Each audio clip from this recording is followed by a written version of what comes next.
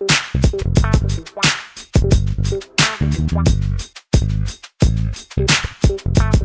I'm Kevon Owen, and this is Holly Shockley. She's with Thrive Christian Counseling. And one thing that we see in marriage counseling or relationship counseling is that sometimes the way you view the world can change the way that your relationship is going. What are some healthy relationship mindsets? Yeah, I see mostly couples in my office, and so this is something that I think is very prevalent within couples. The mindsets are different.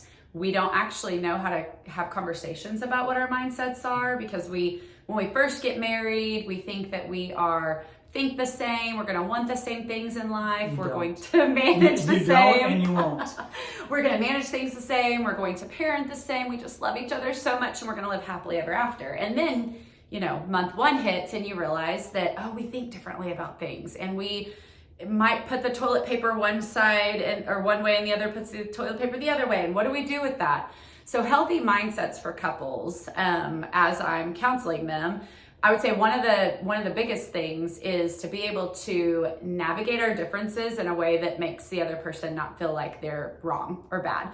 Because in any relationship, if you sit down with your spouse or partner and you think you're right and they're wrong, you've already lost whatever you're trying to gain from that. The conversation, the connection, the relationship has an injury. So growth mindsets are, how do we come together? How do we talk about our differences? How do we have empathy, understanding? How can we communicate without justifying, defending, acting like we are the ones who know it all? And how can we move forward in this? How do we actually learn to problem solve together? How do we learn to give? I know that as a believer, our biggest part of marriage is to be sacrificial. And so how do we sacrifice what we want, what we need, what we think is right in a way that helps our partner feel like they're heard and seen and loved?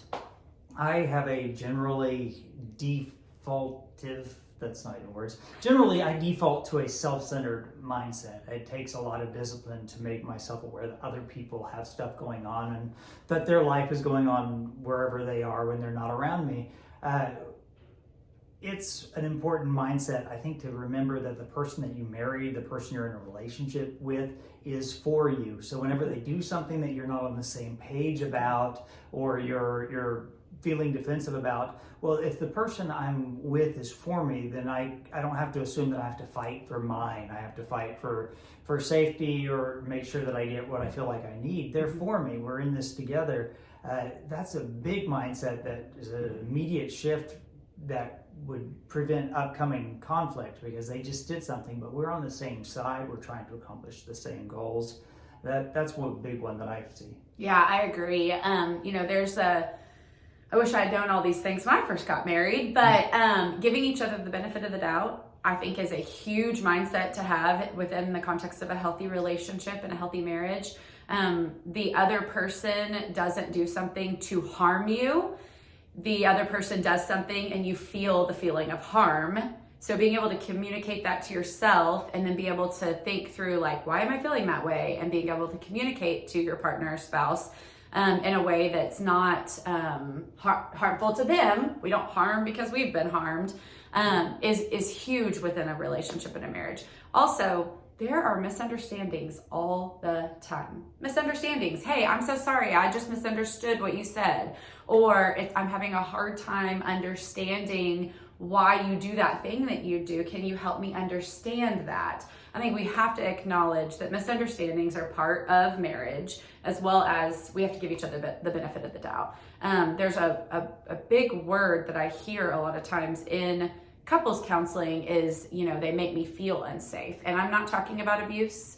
That is not what I'm talking about whenever I say this. But I think that word unsafe is something we have to understand where that comes from and then be able to communicate, hey, when you say this word to me, it feels hurtful. And we actually need to communicate that feeling that we feel instead of an overall status of the relationship. Yeah, and if I could tell myself this all the time and tell everybody who's ever been in marriage counseling, relationship counseling with me, there is a difference between your person and your behaviors. Whenever someone is talking to you, if they're for you and if it's a question of understanding each other, they're probably talking to your behavior, not calling into question the kind of person you are.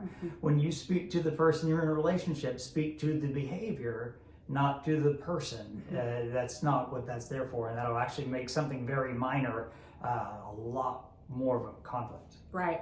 I also think that a key mindset for marriage, as we're living life and growing together, we will all change, all of us, and it's usually the hard things in life that change us, and we hope for the better. But being in a marriage with a partner is going to mean that you're changing, or you're with them no matter the changes that are happening. I hear a lot of couples just say, well, you've changed so much. And I'll say, well, haven't you? I mean, we all change through our lifetime, however long our lifespan lasts. And so we want to, when we're married, when we are in a relationship with our significant other, we want to understand that change is part of life. Yeah, there's, I just went blank on that one. However, as it pertains to some mindsets that could change the way that you are connecting, how do you view the world? If your mindset is the lens at which you see the person you're with, how good is it? And sometimes it takes some practice, sometimes it takes some work to discover, hey, you know what, really I'm viewing this person in this way, and because of that I'm producing confirmation biases. Because I believe they were this way, I'm now looking for evidence to support that they're this way, and now we have conflict because I'm not giving them a chance to be anybody different or to be different. If you need help doing that, what do? All sorts of counseling. Give us a call.